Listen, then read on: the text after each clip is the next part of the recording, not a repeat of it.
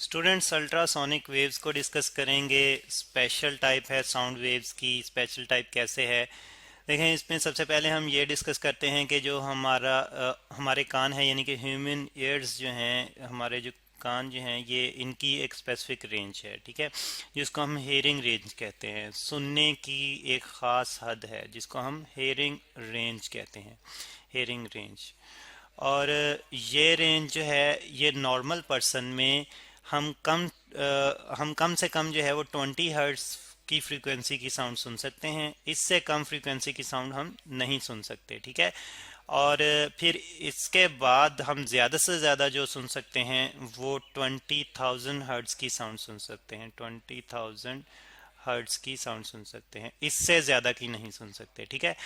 20 से कम की नहीं सुन सकते, 20,000 से ज़्यादा की नहीं सुन सकते। तो ये हमारे कानों की रेंज है, ह्यूमन ईयर्स की हेयरिंग रेंज है, ठीक है, आवाज़ की सुनने की फ्रीक्वेंसी की रेंज है।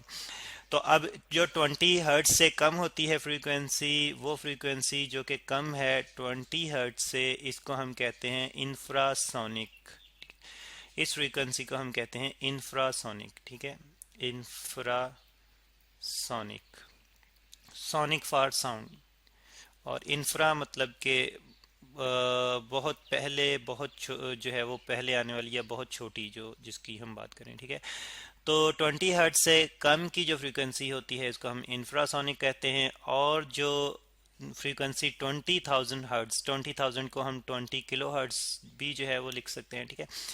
20,000 20,000 हर्ट्ज, या इसको हम लिख सकते हैं 20 किलो हर्ट्ज। 20 किलो हर्ट्ज, हम जानते हैं 1000 किलो को रिप्रेजेंट करता है, यानी प्रीफिक्स है 1000 के लिए किलो। तो इससे अगर बड़ी फ्रीक्वेंसी हो, फ्रीक्वेंसी अगर इससे ज़्यादा हो जाए, 20 किलो हर्ट्ज से ज़्यादा हो जाए 20,000 हर्ट्ज से, तो उसको हम कहते हैं ultrasonic. Ultrasonic, sonic for sound, ठीक है। और अल्ट्रा जो है यानी कि बियॉन्ड, बियॉन्ड दिस रेंज, या higher, more than this range, ठीक है। तो ऐसी साउंड को हम अल्ट्रासोनिक साउंड कहते हैं जिसकी फ्रीक्वेंसी 20 किलो हर्ट्ज या 20,000 हर्ट्ज से ज़्यादा हो। तो ये आवाज़ हम सुन नहीं सकते, यानी कि जो अल्ट्रासाउंड है ये हम नहीं सुन सकते। अब ये वाली फ्रीक्वेंसी जो है तभी प्रोड्यूस हो सकती है जब एक ऑब्जेक्ट, हम जानते हैं कि साउंड प्रोड्यूस होती है वाइब्रेशन की वजह से। यहाँ पे हम लिख लेते हैं साउंड। साउंड जो है किसी भी ऑब्जेक्ट के वाइब्रेशन, किसी भी ऑब्जेक्ट के वाइब्रेट करने की वजह से प्रोड्यूस होती है। वाइब्रेटिंग, वाइब्रेटिंग ऑब्जेक्ट, ठीक है, वाइब्रेटिंग ऑब्जेक्ट की वजह से प्रोड्यूस होती है। अब इसका मतलब है कि एक ऑब्जेक्ट अगर वाइब्रेट कर रहा है और उसने प्रोड्यूस करनी है अल्ट्रासाउंड, तो उसको फ्रीक्वेंसी जो है 20 किलो हर्ट्ज से ज़्यादा की फ्रीक्वेंसी पर वाइब्रेशन जो है वो करनी पड़ेगी, ठीक है। उसकी वाइब्रेशन अगर 20 किलो हर्ट्ज से ज़्यादा जो है वो फ्रीक्वेंसी पे वाइब्रेट कर रहा है, तो फिर उससे जो साउंड प्रोड्यूस होगी, उससे जो साउंड प्रोड्यूस होगी वो अल्ट्रासाउंड होगी। अल्ट्रासाउंड। तो फिर हम जो है वो देखते हैं कि कितनी नॉर्मली हमें जो है वो मिल सकती है, कितनी रेंज में हमें नॉर्मली अल्ट्रासाउंड मिल सकती है। तो उसमें नॉर्मली जो है वो हम जो अल्ट्रासाउंड जो देखते हैं वो हमें 20 किलो हर्ट्ज से लेकर ये मिल सकती है हमें 100 किलो हर्ट्ज तक, ठीक है। ये हमें अल्ट्रासाउंड रेंज जो है वो मिलती है 100 किलो हर्ट्ज। लेकिन इससे ज़्यादा रेंज की भी अल्ट्रासाउंड जो है प्रोड्यूस की जा सकती हैं, और बल्कि की जाती हैं प्रैक्टिकली, ठीक है। ये हमारे पास नॉर्मल रेंज है, normal range of ultrasonic waves, ठीक है। नॉर्मल रेंज ऑफ अल्ट्रासोनिक को यू एस से मैं रिप्रेजेंट करता हूँ, ठीक है। You for ultra, S for sonic. तो यहाँ पे रिप्रेजेंट कर लेते हैं नॉर्मल अल्ट्रासोनिक रेंज है। तो अच्छा, इससे ज़्यादा की हमने बात की थी कि इससे ज़्यादा की भी प्रोड्यूस की जा सकती है। तो डिवाइसेस बनाई जाती हैं जिनमें तकरीबन 25 बिलियन हर्ट्स तक की भी जो है वो 25 25 बिलियन हर्ट्स तक की भी जो है वो अल्ट्रासोनिक वेव्स प्रोड्यूस की जाती हैं। 25 बिलियन हर्ट्ज तक की जो है वो साउंड्स अल्ट्रासाउंड्स प्रोड्यूस की जाती हैं, ठीक है, यूएस। तो इस रेंज की डिवाइसेस भी बनाई जाती हैं। अब इतनी जो यानी कि इतनी ज़्यादा फ्रीक्वेंसी की साउंड वेव होगी, उसकी वेवलेंथ बहुत शॉर्ट होगी। अब कैसे शॉर्ट होगी, ठीक है, ये हम देखते हैं। तो एक्चुअली हम जानते हैं कि स्पीड जो है वो कांस्टेंट रहेगी, साउंड की स्पीड जो है वो वही रहेगी। यानी कि अगर हम एयर की बात करें, एयर में नॉर्मली हम 340 मीटर 340 मीटर पर सेकंड जो है वो स्पीड ऑफ साउंड लेते हैं। तो एक अगर अल्ट्रासोनिक वेव जो है वो एयर में प्रोड्यूस या जो है वो मूव कर रही है, तो उसकी स्पीड यही रहेगी, और स्पीड यही रहेगी, कांस्टेंट रहेगी, स्पीड जो है ये कांस्टेंट रहेगी, कांस्टेंट। और अगर किसी और मीडियम में है तो उस मीडियम में थ्रू आउट स्पीड जो है वो कांस्टेंट रहेगी।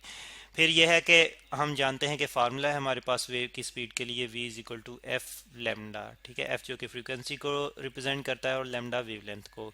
अब v तो हम है हमारे पास कांस्टेंट, तो इसको हम लिख लेते हैं constant, constant is equal to F lambda. या फिर हम जो है वो अगर लेमडा को इस तरह शिफ्ट करें तो डिवाइड हो जाएगा, तो इस तरह से f is equal to constant, constant divide by lambda. अगर हम कांस्टेंट हटा दें तो फिर हमारे पास ये रिलेशन आ जाएगी प्रोपोर्शन में, f proportional to 1/, lambda. Equation जो है प्रोपोर्शनलिटी में चेंज हो गई। अब इसमें हम देख रहे हैं कि फ्रीक्वेंसी इन्वर्सली प्रोपोर्शनल है वेवलेंथ के, यानी या फिर हम ये भी कह सकते हैं कि वेवलेंथ इन्वर्सली प्रोपोर्शनल है फ्रीक्वेंसी के। यानी कि अगर फ्रीक्वेंसी ज़्यादा होगी तो वेवलेंथ कम होगी, फ्रीक्वेंसी अगर ज़्यादा होगी तो वेवलेंथ कम होगी। और हमने देखा है कि हम 25 बिलियन हर्ट्ज़ की फ्रीक्वेंसी भी जनरेट करते हैं। तो ऐसी फ्रीक्वेंसी की जो वेवलेंथ है वो तकरीबन यहाँ पे हम लिख लेते हैं for f is equal to 25 billion hertz, ठीक है।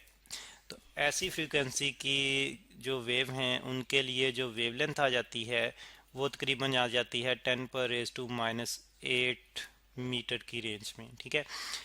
तो फिर हम देखते हैं कि जो विजिबल लाइट है ये उसकी रेंज से भी ज़्यादा है। विजिबल लाइट की अगर हम विजिबल को मैं शॉर्टली VIS से रिप्रेजेंट करता हूँ, VIS लाइट, तो इसकी जो रेंज है ये हमारे पास आती है, इसकी वेवलेंथ जो है ये आती है 10⁻⁻⁶ मीटर की रेंज में, ठीक है। तो फिर हम देखते हैं कि यहाँ पे जो अल्ट्रासोनिक वेव प्रोड्यूस हो रही है ये विजिबल लाइट की वेवलेंथ से भी ज़्यादा वेवलेंथ की, सॉरी शॉर्टर वेवलेंथ की प्रोड्यूस हो रही है।